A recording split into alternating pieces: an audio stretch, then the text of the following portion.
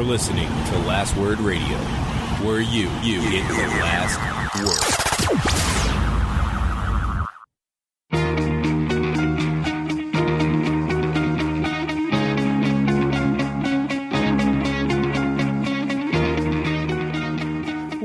Welcome to the Fourth Line Podcast, part of the Alberta Podcast Network, powered by ATB. This is March the 12th, 2018. With you today is myself, Carl, and the always wonderful Joel. Should I have the time change, Joel? Yeah. I don't have a big deal with the time change. Everyone's been complaining. I enjoy it. I enjoy the fact that we still have like 2 hours of sunlight to go today. Yeah. I'm okay with that. I'm also okay with that. I also have children and don't complain about it, because that's usually who complains about it most, right? Yeah, parents hate it. But I don't have a problem with it. That's good. Yeah, well, we've got a lot to talk about on the show today. Anywhere particular you would like to start? Not really. I don't know. Where do you want to go? Like I have a beef with the website. Just dropped like a 3-part series about like who's going to win the Hart Trophy.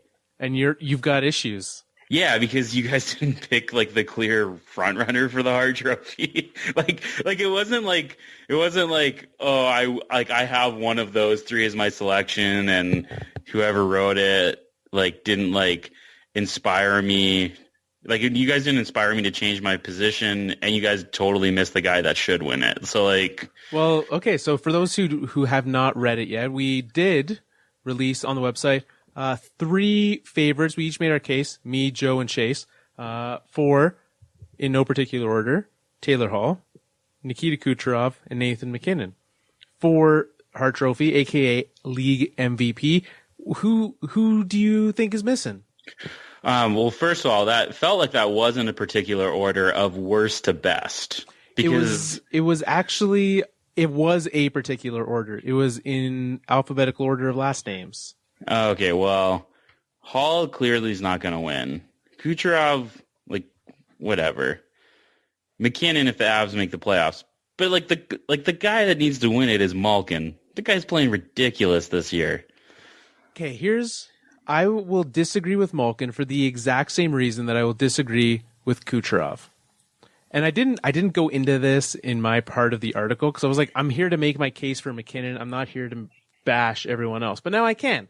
So Kucherov is, and I think I've said this on the show before, the fact that he is on a team that might have a Vezina winner, has a guy in arguably a finalist for the Norris, has Steven Stamkos as well. There's no way that he is the most valuable player to that team. I think the same stands with Malkin. Phil Kessel has had a phenomenal. He's hit 50 assists last night, Joel. Phil Kessel has. Yeah, well, and the Penguins currently have 3 within the top 10 of points. Right. And to like make the case against Taylor Hall, he is not included in the top 10 in points. Right. So there's that as well. Just because you go on a crazy streak doesn't mean that you've been good the rest of the season. So I'm fine with that. I am with you. If I had to choose between the 3 that were written about, I would go McKinnon, unless the Avs don't make the playoffs. Do you think the MVP's got to make the playoffs? That's like a hard and fast rule. What's the point of being really, really good if you don't make the playoffs? Like, sorry, Connor McDavid. Till you bring that team into the playoffs, you're terrible. Well, I wouldn't necessarily go that far, but yeah, I'm of the mind that I'm okay if you have an otherworldly season, like if Connor McDavid somehow put up 150 points, and what is happening in your house? I don't know. You can hear that, eh? Yeah, we most certainly can hear that. I am like looking around. I don't know what's happening. Well, that's impressive. It's a little terrifying. You continue this. I'm going to like text my wife while you're finishing your thought. Okay. I think like if somehow Connor McDavid put up 150 points this season and the Oilers still managed to miss the playoffs, I would be of the opinion that he should win MVP. But you have to be like clear and away front runner, best player in the league to win MVP and have your team miss the playoffs. As the way this season is unfolding right now, no one is definitively the best player that I'd be okay with that. So yeah, if the Avs don't make the playoffs, which I'm trying not to get my hopes up, but if they don't make the playoffs, McKinnon shouldn't win MVP. That's as simple as it goes. So yeah, I would go Malkin. I would also like the other guy that I think may sneak into the conversation. Again, only if they make the playoffs, is Mr. Johnny Hockey. Like I think he's running in the same sphere as McKinnon. Like best player on a fringe team. Points wise, really not much different than McKinnon. He's been playing. He's like Goudreau's had a great year. Yeah, he has. I think like if the Avs don't make the playoffs, I'm looking at. I honestly wouldn't pick Kucherov. I'd probably pick Hall if they make the playoffs, just because of who he has as a supporting cast on that team. I would probably arguably I'd put Ovi in that conversation if we're talking guys like he's been that team this year. Whereas like we're used to an even Washington Capitals team this year. It's all Ovi. Yeah, and it's like I don't know, like if the Islanders somehow made the playoffs, it would be John Tavares in that conversation. Or what about like Claude Giroux? Like there's all these teams. Like it's like kind of like who's the best player on these kind of fringe teams that's carrying the drive, and they're gonna have I think they would have a good argument. But can you be the MVP when on paper you're not the best player on your team? That's like, and I know everyone's like, yes, you totally can be. But it's like, I'm with you. Like the biggest argument against most of these guys is you're not even like you're arguably not even the best player on your team. Yeah, if the case could be made, like Kucherov has had a better season than Stamkos. He has had a better season than Hedman. Like honestly, I would probably, and I know like goalies. If you're actually talking MVP, every goalie should win because like you fall apart without them, right? Like Vasilevsky goes down, you have Peter Budaj as your goalie. He's the MVP, but well. You want to make an argument for actual MVP if you're including goalies in this conversation. Like Freddie Anderson has got to be near the top of that because the Leafs, I'm pretty sure, not a playoff team without Anderson this year. He's been like fantastic. Yeah, and played like every game. And Tuukka Rask is probably in that too because like that guy had a ridiculous stretch. Yeah. Well, sort of. I don't know. Rask, he's probably not as good as he looks. Yeah, I would. Again, if we're putting... I'm just saying that because I hate Boston. Okay. That had nothing to do with that. I was just like, I didn't want to say, I felt like I was saying too many nice things about Boston. And so I needed to knock that down. Just like Marchand knocks everybody down illegally. Oh, there it is. Let's, before we get into Brad Marchand and the rest of what has happened in the NHL this week, let's remind everyone about the folks over at ATB. Last week we reminded you about the fact that you can go to ATB for business, you can go there for personal stuff. Is there something else other than business and personal banking? Is that really all you got?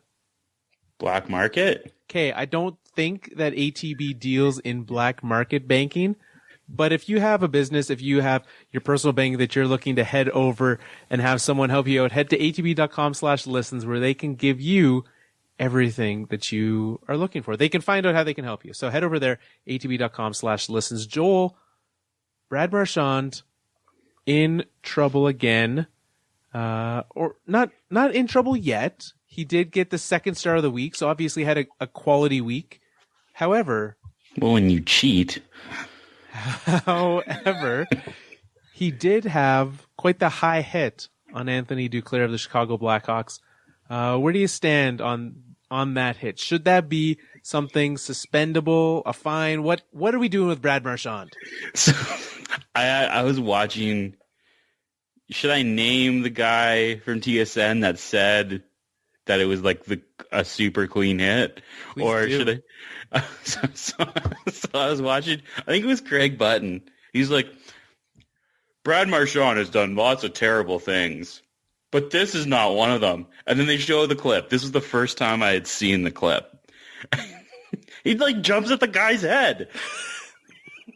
Like, I was like, right at it. Yeah. like right at it. He's like, it's just one of those things that happens. And I was like, yeah, when you jump at somebody's head, that's what happens.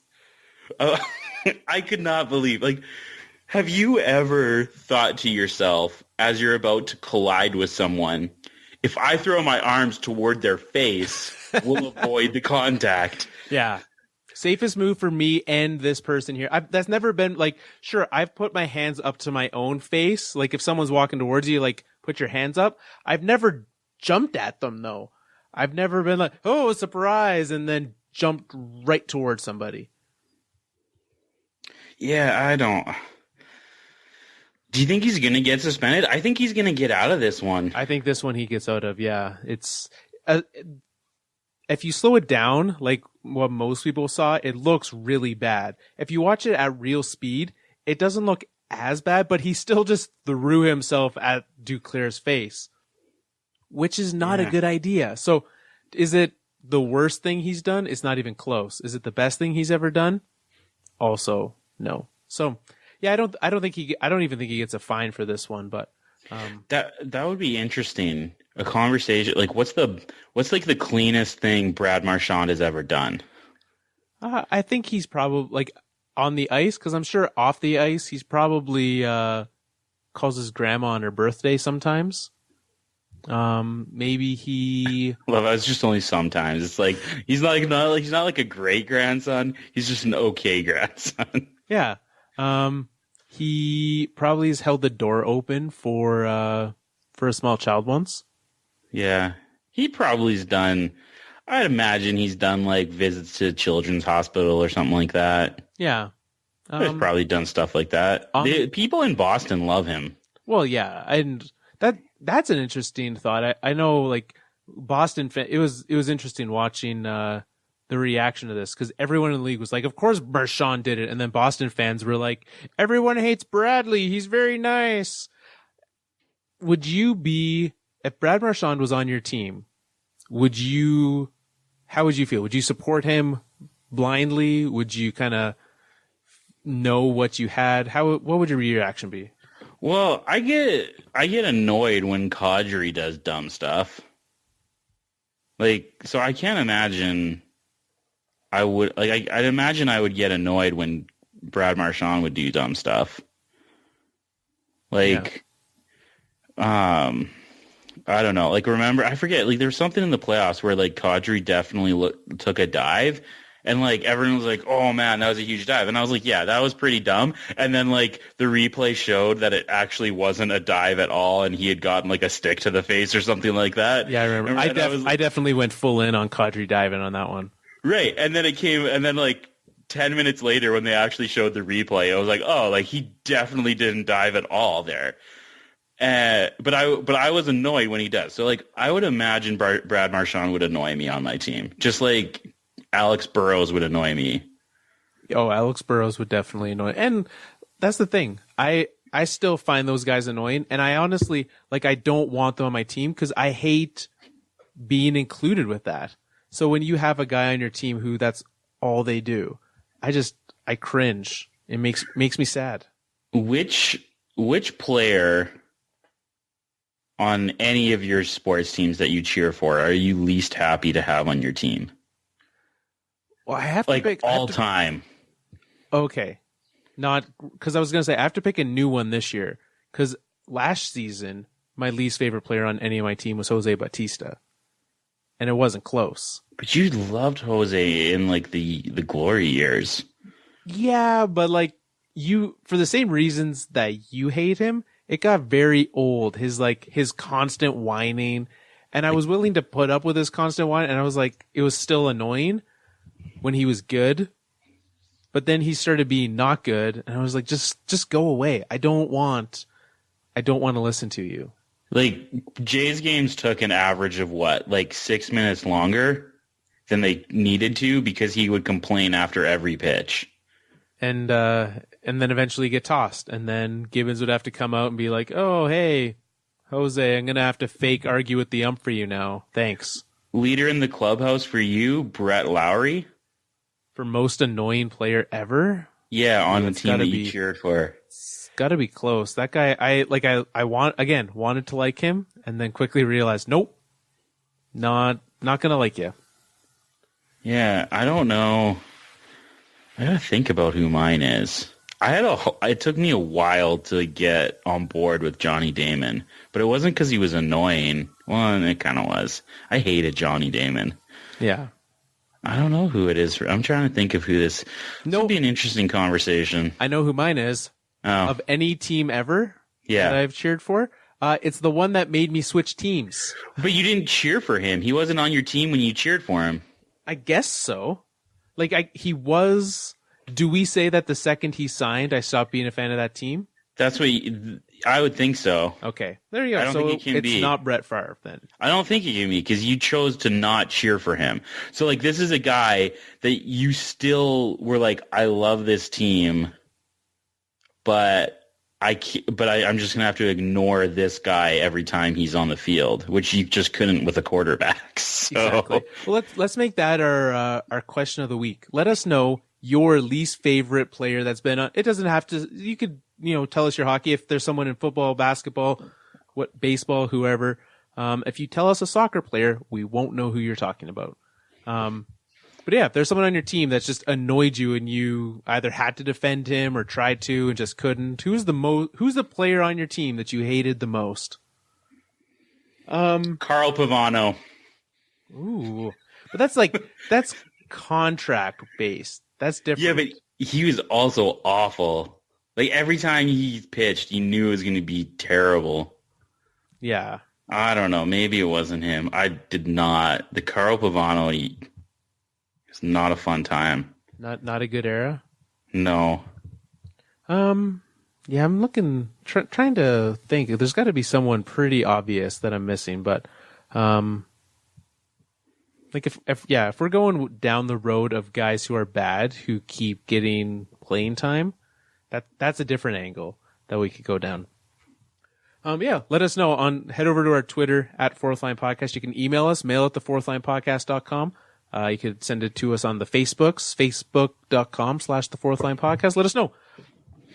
Joel, the playoffs are getting tighter and tighter. We're starting to get some clarity on who is and isn't in the playoffs, where guys are going to be seated. But you were telling me today that you aren't okay with how things are shaking out. No, the playoff structure is just so messed up. I hate the division and the playoff breakdown and how it works.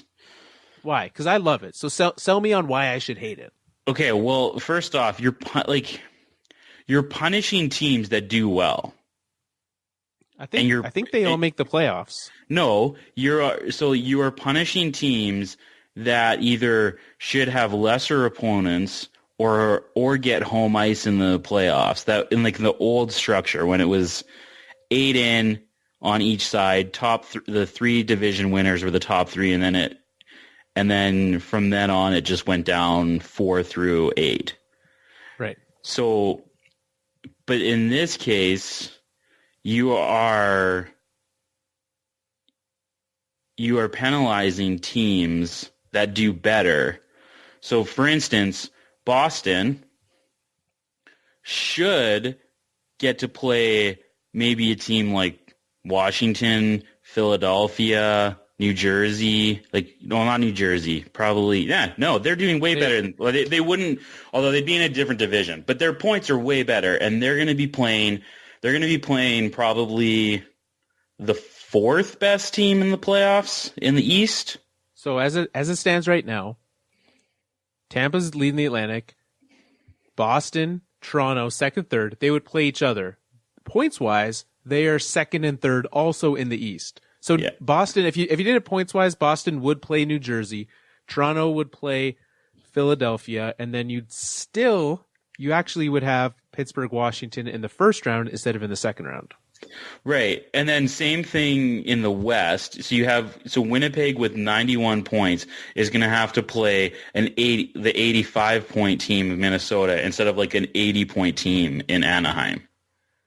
Yeah.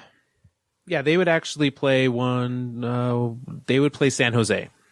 So 81. But like, yeah. So you have teams, and like Minnesota they're going to be top 4 in points in the West. The way, if it shakes down the way that it is, they would be top 4 in points in the West, and they're not going to get they're not going to be home ice in the first round. Right. And that is, so like, to me, you are penalizing teams not because of talent, not because they didn't do well enough, just because they're in the wrong place at the wrong time. But that happens. So, okay, Central Division. There are currently, even if you include, if you include OT losses as an actual loss, if we're looking at 500, every team in the Central Division except for the Chicago Blackhawks is over 500. And so the Central Division teams are getting stacked up against them. And yet Minnesota's still putting up those numbers. So if we're changing anything, if you're saying balance, what I want is, if you're going to have a loaded schedule where you're playing against Central Division teams, I want a loaded playoffs where you're playing against Central Division teams in the playoffs, because you get that regular season rivalry because you've played so much against each other. I want to see, okay, fine, who's the best from the Central Division? You played all year for this. Who is the best from your division? Show me who it is.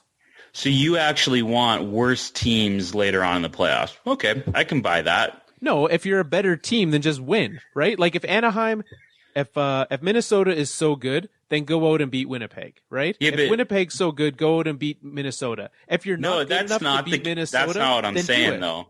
No. That's not what I'm saying. So this is what you're saying. Winnipeg and Minnesota are both better than San Jose and Anaheim, and so you would rather see later in the playoffs worse matchups. So here's my thing. You have Vegas, San Jose, Anaheim, and then whichever wild card, right? So yeah, if they win, they are better. They will not play in against, Minnesota. They'll play against Vegas, but again, it's so hard to actually look because you have this loaded schedule. If you were to play every team an even amount throughout the entire season, then that would be an actual true test of who is better. But you have this loaded schedule where you're playing, like San Jose gets to play 5-6 games against Edmonton, Vancouver, and Arizona. Like, you're proving my point. It's not even a good test, but that's no. You're actually making my point better. Okay, so that. But if you have, so what we have is that you would have Vegas, who again has the easier division, the easier schedule, as the number 1 seed from that, or I guess number 2 right now. So you would rather have them play against a team like who they? I switched to the play Dallas, right? Or they play San Jose, right? So again, like you're having that matchup. I don't really care. You're gonna have better first round matchups this way than you would otherwise. But you're gonna have worse second round then. I don't think you do. I rarely totally do. No, because you have things like you have the classic Washington Pittsburgh. Like, to be fair, I really don't care about who does or doesn't win the inevitable San Jose Anaheim matchup. Like, I'm fine with that because you're gonna have that rivalry that's going to make it better. Who cares about a San Jose Dallas? Sure, they're in the same division. But if it was San Jose Colorado, or Vegas Colorado, or whoever it is, who cares? They haven't played each other much. Let's build off those rivalries. That's when you start to have intense playoff hockey where you have that pre-hatred towards each other. But I don't get where you're coming from at all, because you live for the first round of the playoffs, because that's what this model encourages, is great first round matchups because they're all rivals, and then later on the second round, so you're going to have. But the second round, you're still getting those rivalries though, right? Because you're still playing against a central team. And yeah, but San Jose and Anaheim are the 2 worst teams currently in the West, and one of those teams makes it on just because they're in the right place at the right time. So the second round is going to be a terrible round. Like, that matchup is going to be bad because you're letting worse teams go forward. I don't really care about rivalry. Rivalries are not built in the regular season, and we all know that. If you want to make the argument that they're built in the regular season, you can try. No one's going to buy that argument.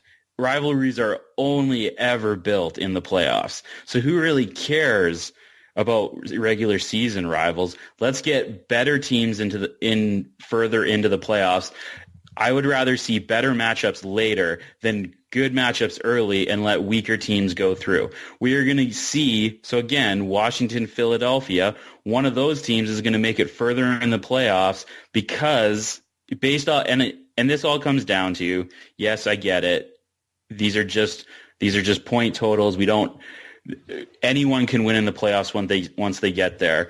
Someone like Nashville could technically lose to the last wild card team. Yes, that can happen. But let's not set it up so that teams that have worse point records are just in the right place at the right time and move on. It's worse hockey. Rivalries aren't built in the regular season. They're built in the playoffs. I think Winnipeg, Minnesota, Boston, and Toronto are getting screwed out of like home ice and better opponents because of this system.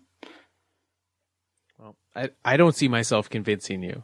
I see your point. Like I definitely do, but I like the way that it is. I like the way that year after year you can say we played you in the playoffs last year. We're doing it again this year. Let's make it happen. I'm just amazed that your stance was going by rivalries are built in the regular season, because I have never seen that. I don't know. I enjoy that carryover. Like, you play a team, I know, because if you build that rivalry in the playoffs, yes, it starts in the playoffs, continues into the regular season. If you play enough in the playoffs, you play back to back to back, you start to play each other a lot in the regular season, yeah, those rivalries are going to get built. Yeah, I don't know. I don't think I've ever come out of a regular season environment where I'm like, oh, I just have so much hatred for that team. Every team that the Leafs never, like, I don't hate the Ottawa Senators because they play every season a bunch. I hate the Ottawa Senators because we played them for like 5 years in a row in the playoffs. And yet we were in the old system when we did that, and so somehow it still managed to work itself out that way. Like, think about all the years. Like, did Colorado and Detroit ever play in the same division? That's a no. Did you build their rivalry by regular season wins or games? Yeah, there was some intense regular season games as well. Like after playoff series. Yeah, I literally just made that point. You make the rivalry in the playoffs, it continues into the regular season, and then into next playoff. Yeah, but I don't know.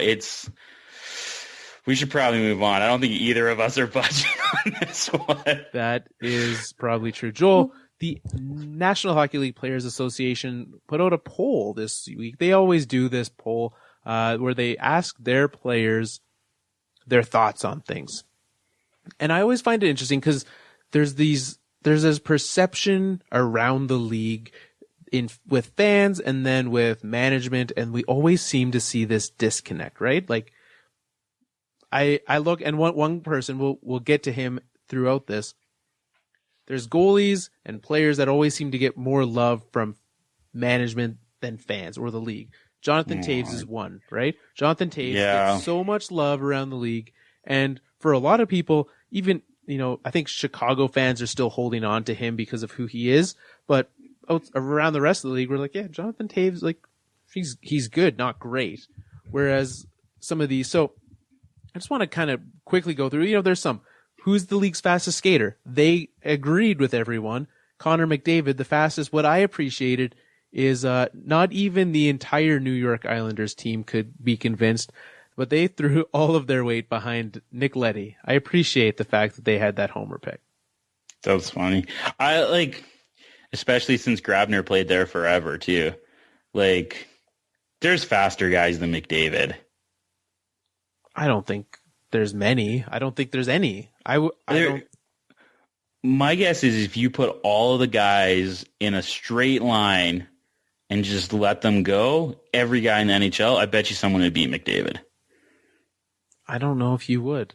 He's just good. He's just good and fast. Right. So once he gets the puck, keeps the puck, skates fast with the puck, and puts the puck in the net. Yeah. So like, to me, this was who is the league's fastest best player. Like that's what I don't know. It's whatever. So who do you think the players voted as the most underrated player? Probably Bergeron. Bergeron did not make the top 5. No, I guess he's not underrated because like the media love that guy. Yeah. It's the fans that hate him. It is you who hate him. You like Patrice Bergeron? You think he is you think he is not underrated or overrated? I think that he is rated. Yeah, I think that he is what he is. He's really good. I was always sad when he made Team Canada. He's not good. I don't like him. Okay. He's not a good player. He's so overrated. We are aware. Nicholas Backstrom, Mr. Underrated. What do you think on that one? I don't know. This is quickly becoming a terrible segment. Well, I just don't know anything. I don't know. Like, sure, I don't know anything about Nicholas Backstrom. I can count maybe one Capitals game I've watched this year. Who else is on that list of underrated players? Yeah, it is Nicholas Backstrom, Jaden Schwartz, someone we talked about as an MVP candidate, Nikita Kucherov, Alexander Barkov, and Ryan O'Reilly. I would say of that list, Barkov and Schwartz are probably more underrated than Backstrom. Who's out there sitting there saying that Backstrom, like, you know what? That Backstrom guy, not one of the best players on his team. Like, everyone knows it's Backstrom and Ovi. Yeah. Like, I don't know. Like, who's out there saying Backstrom's not, you don't have to worry about Backstrom? I don't know anyone, but apparently the players agree, or the players think. This was the tightest. What percentage of the vote did he get? 8.6%. Oh, so like that's hardly anything. The other vote in this category got 70%. So no one can agree. I think once it gets past these, it's probably just guys on their own team being like, I really like this guy, which is how that usually goes, right? You have that guy in your team who's like, this guy's sneaky good and he helps us a lot.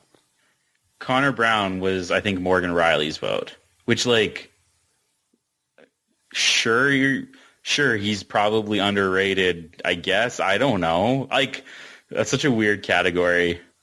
And this is, so again, which player would you select to start a franchise? So you got Connor McDavid coming in number 1 with 48% of the vote. For sure. Sidney Crosby coming in second. Austin Matthews, your boy, coming in third. Number 4, I guess number 5, Erik Karlsson, coming in at number 4. Jonathan Toews. What? Wrong. What is the love amongst the players for Jonathan Toews? I don't know. Crosby and Toews should not be on this list.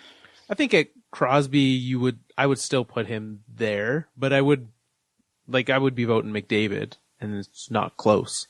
Right. It's McDavid, Carlson, Matthews, Laine. Yeah, I'm surprised Laine didn't. Oh, I guess there's only 5, but like Laine over Toews, come on. Yeah, like those are, I don't know. Mr. Underrated Barkov. People love that guy. I don't get it. When I watch him play, I'm like, he's okay. Doesn't wow me. Well, it's McDavid. It is McDavid. The one that that switches. So everyone's given the love to McDavid in all these categories. Crosby takes the mantle from him. And if you need to win one game, who is the one player on any position you would pick on your team? Let's put the question to you. One player. So let's say you're a generic team. Yeah, and I need to win one game. You need one game. Who are you picking? And not a goalie? It could be a goalie. And this person is 100% healthy? Yep. So I'm going probably Carey Price? He came in third. I'm going maybe this year's Ovi or I don't know. Patrick Kane. Patrick Kane came in fourth. Ovechkin scored goal number 600 tonight. Oh, did you score? That means he has 2 tonight. It did. I saw he had 1. Yeah, he opened the scoring, and then that's our high sticking game of the day. We'll get to those There later. You go. Yeah. That's probably where I would go. One of those guys. I definitely would go Price as my number one. Again, assuming health. Yeah. Just because a good goalie does so much, right? Yeah, and like I love Crosby and McDavid, but you got Carey Price in the best game, 100% healthy. He's way more important than Crosby is. For sure. This is one that I want your thoughts. There was a poll, and again, there's so many people involved in these that I don't know at this point. There was a poll on which current assistant coach should be the next head coach, and at number 1 was DJ Smith from the Toronto Maple Leafs. I don't even know who that is. What's the love in Toronto? Is that just the Babcock coaching tree again? Probably. I've never heard that name before. There you go. That's how much I pay attention to the coaches. The players know more than you do. Shockingly, they play the game. Surprise, surprise, surprise. Yeah. So anyways, one last. They asked favorite arena to play in. I just thought it was interesting. A lot of people love Montreal and Chicago. They took about half of the votes. That's not really surprising. Like good fan bases, probably like storied franchises that like don't let their ice get messed up. Probably. I was gonna say this may not surprise you because they also have the poll on best and worst ice. The worst ice in the league is Florida, Arizona, Anaheim, and Raleigh, North Carolina. It's weird. All these places where you don't usually do winter sports. And exactly. And then Brooklyn, obviously. That's funny. Yeah, I don't know. That's what the players think. Stick to playing hockey, guys. I'm just kidding. Do you want to eliminate a team? Yeah, let's do it. Let's cue the music.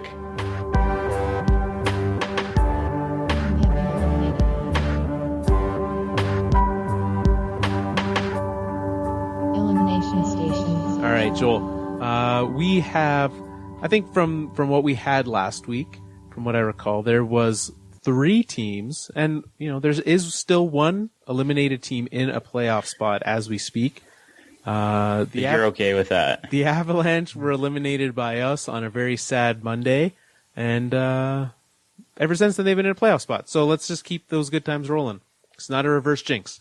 So teams left to be eliminated: St. Louis Blues, who are on the fringe; St. Louis, Calgary, Los Angeles, Carolina, and I guess if we go into teams currently in the playoff spot, Columbus, New Jersey, and Dallas. Does any of those tickle your fancy on who you think is gone? I'd be content just knocking Carolina out. They're like 6 points back right now. Carolina's 6 points back. St. Louis, who they would be my next in line. They're only 3 points back. So yeah, Carolina. Let's do that. They're relevant because if we're talking, yeah, let's do it. Carolina, I'm sorry, the bandwagon season. I don't. You know what? My team's currently sitting in the playoffs, so I don't need a bandwagon team this season. That's what's great. Here's the thing. Like, have you really gotten into the Carolina love? No. I wonder if you got a little too quick on the draw and should have waited to pick one going into the playoffs. And I still could. To be fair, so the teams that I was looking at, considering, Anaheim, Columbus, Carolina. Anaheim's currently best at 80 points, but even that I wouldn't be excited about. They were so miserable to start the season, and they've been picking it up as of late, but that wouldn't excite me. None of these teams excite me. I think what I needed to, like you said, into the playoffs, and I will, if the Avalanche do not make it, I will be having, obviously I will not be going as in-depth as I did in the summer picking a team, but yeah, I will be picking someone back in the playoffs. So we're not going to we don't have to go through weeks and weeks of it. We can just... Well, I'll just tell you, yeah. Okay. I'm not even going to consult anyone. I'm just going to decide for my own good. Okay. I think that's good. I think that's good. I was like, we went through a lot of that only for you to just be like, yeah.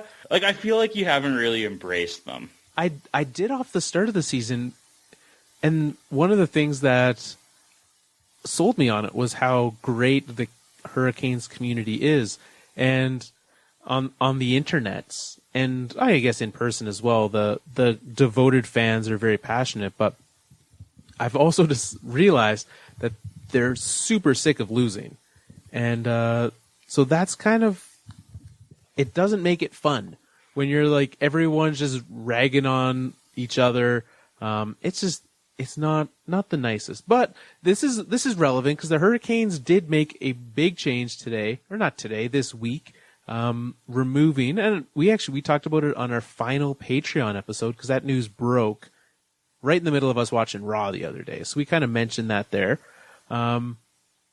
Ronald Francis gone as general manager. He's been promoted. I guess you could call it promoted, but essentially they just moved him to a role where he has no control. Removed as general manager, he is going to be president of, I believe the title is president of hockey ops, and they're looking to hire a general manager, but and this is why I say promoted, but not. The general manager will report directly to new owner Tom Dundon. So is that kind of like a fired up? Yeah, you're not like fired out, but yeah, you're not fired, but we also don't want you doing your job anymore. Yeah. So interesting. Lots of rumors, and right now, they're getting permission to interview people. No one that most people will have known as potential frontrunners, because you can't hire from another team right now, right? No one's going to fire. So for me, I think, sure, interview them right now, whatever you can. If there's anyone who's really good, do that. If not, try to see who does get let go after the season, see who's there. That's kind of me, because now moving forward, the first thing you need to do if you're the Hurricanes is hire a general manager. Right. So you need a general manager, and then you also need to figure out which guys you just need to let go of. Yeah. And the thing that is good about this team, again, if they're going to be able to have money, they don't really have a lot. This team's biggest problem, and one of the reasons why I was quite excited to support them was the fact that Scott Darling was coming in as the goaltender. And I'd sold myself on the fact that he was going to be good enough for this team because Cam Ward had been terrible. It was like, even if Scott Darling's mediocre, this team can be good. Well, Scott Darling hasn't been mediocre. He has been the aforementioned terrible. Yeah, he's signed for a while. Yeah, he got a 4x4.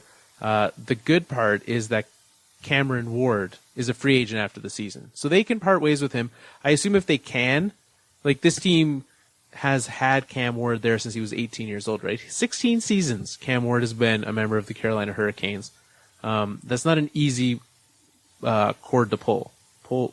That's not an easy tie to cut.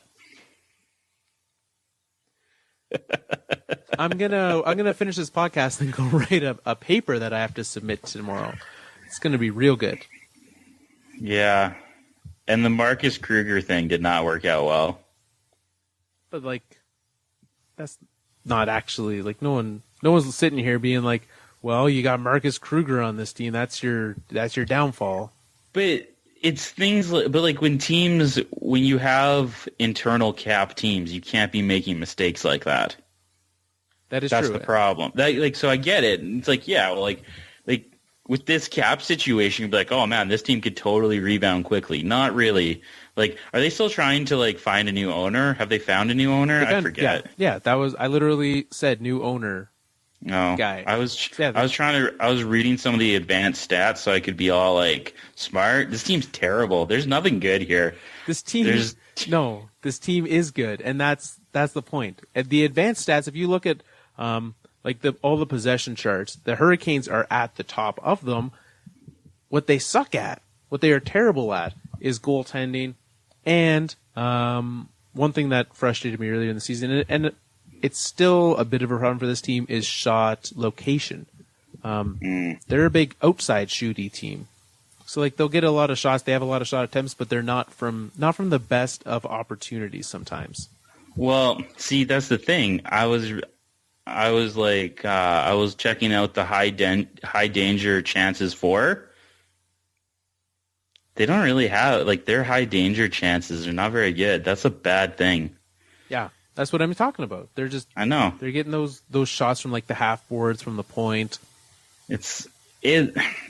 I don't get why see, that's the thing. On paper, their stats are they're just not. I don't know. They're just not that great of a team.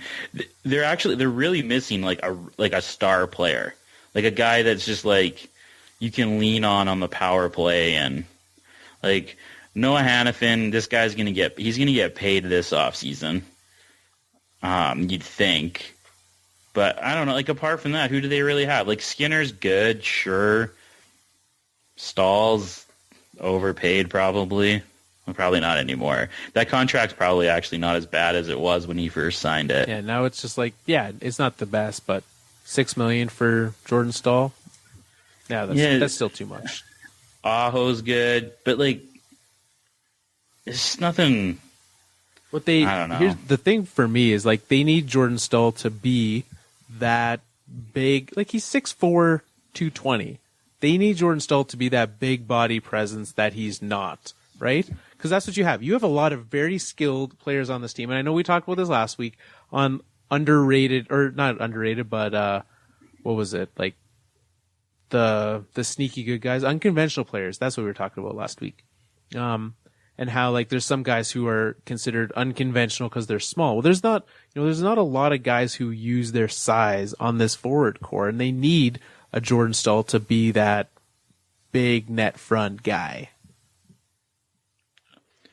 Is this the guy that you play? Do they have the guy that played Words with Friends or whatever? Jake Bean? Oh no, the guy I played chess with? Yeah. He's not on this team as of yet. But he's one of their prospects though, right? Yes.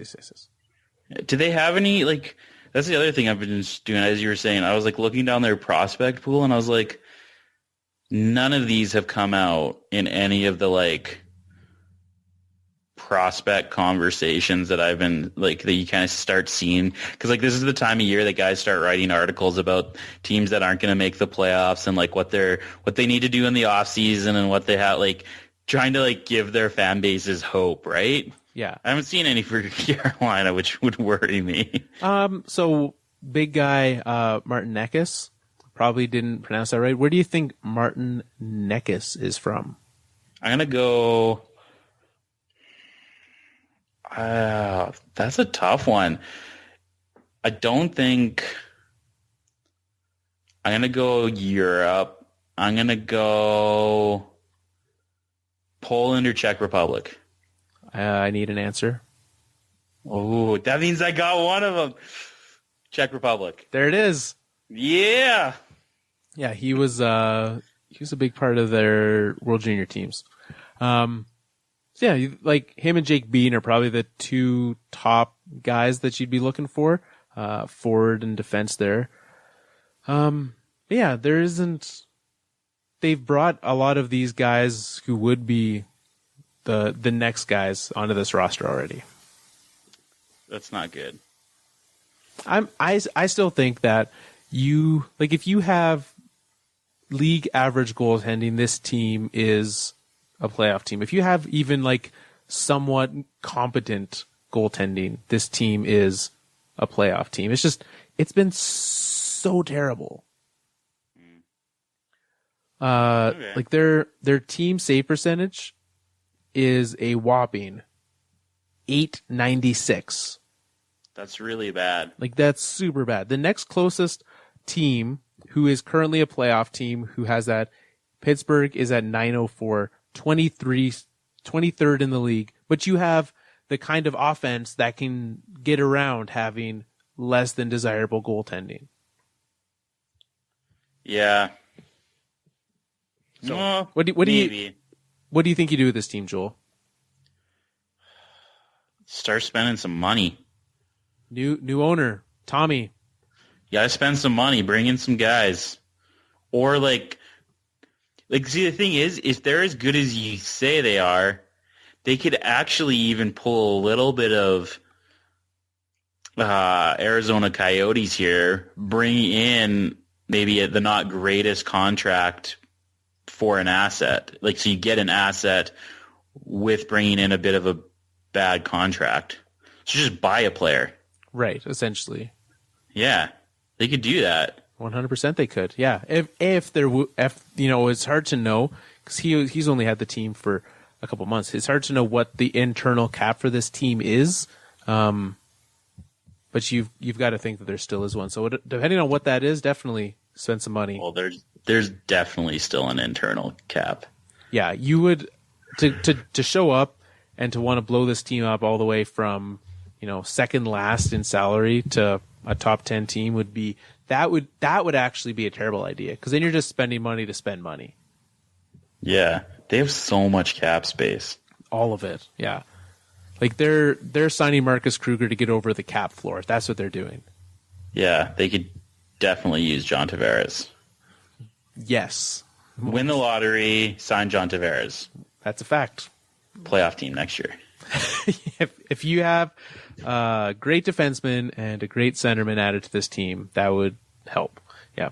Joel, it is time to pick our Pavel Bures. Ho ho. So the way this works is we pick our Pavel Bure must-watch games of the week. We pick one game every night, and then we play a game with them. What we do is on the Twitters, it's called High Sticking. You can head over there. Every day we'll send out a tweet, and it'll be something along the lines of, hey, these two teams are playing. Who do you think is going to score the game-winning goal?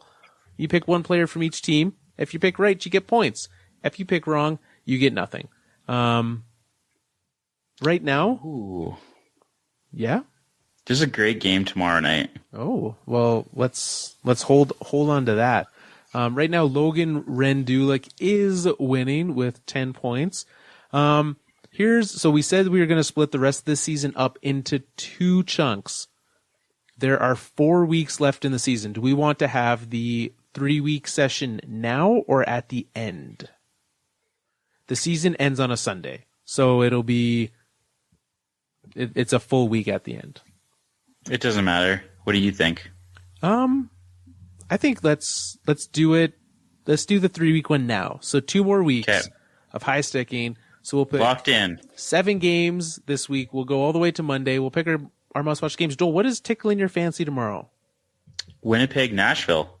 Ooh, Right? That's the good one. There's also, I know that I'm biased, but the Colorado-Minnesota game will also be a good one. That's a rivalry game. Rivalry game. It is. I know you. Whatever. It's on Tuesday. Right. Yeah. You only put the big rivalries on Wednesday. Pittsburgh Rangers is rivalry night.